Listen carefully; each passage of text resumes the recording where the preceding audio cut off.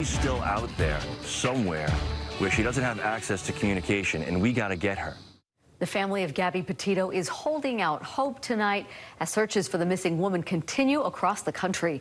Gabby's family has been in Wyoming focusing search efforts with the help of law enforcement near Grand Teton National Park. KSL's Cold podcast team and investigator Dave Cawley has been digging into the new information here, which could help narrow down the search area. It's the last known place that we have. And listen, we're not getting a lot of information, but it's the last information that we have that's corroborated. So we got to start somewhere. Problem is, Gabby's last known location is vague, but we've discovered she used an app called the Dyrt to find and review campsites off the beaten path during her van life adventure with Brian Laundrie. The places she pinned in Utah line up with sites we know she visited from her own social media, and the app shows her possible route through Idaho and Wyoming to Teton, where she listed 2 possible campsites. The first is along Spread Creek east of the park.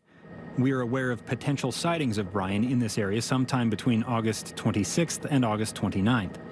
The next possible campsite on Gabby's itinerary sat between Teton and Yellowstone, here on Glade Creek. To be clear, we don't know if Brian and Gabby ever made it this far, but we can say for sure it's a place Gabby wanted to pitch her tent.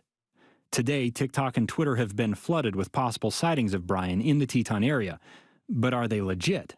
All the social media, the media attention. I mean, it's really hard to deal with, but it is needed. Police in Florida this afternoon revealed they've received over 1,000 tips in the case so far. The vast majority of them are not helpful, but it's those nuggets, it's those little pieces in there.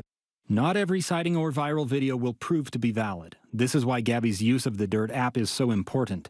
It shows us exactly where she wanted to go. But that plan went off the rails, and Brian at some point, possibly on August 30th, started a long drive home to Florida. Was Gabby with him, or was she left behind? There's 2,500 miles between Wyoming and Florida.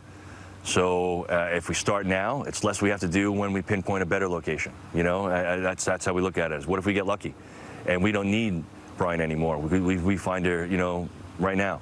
If Brian's point of departure was the Teton area, his likely route home would have taken him east on I-80. Police are hoping people who saw him or the van along that route will let them know. Obviously, that vehicle drove a couple thousand miles to get back here to Northport. It didn't do that on 1 tank of gas.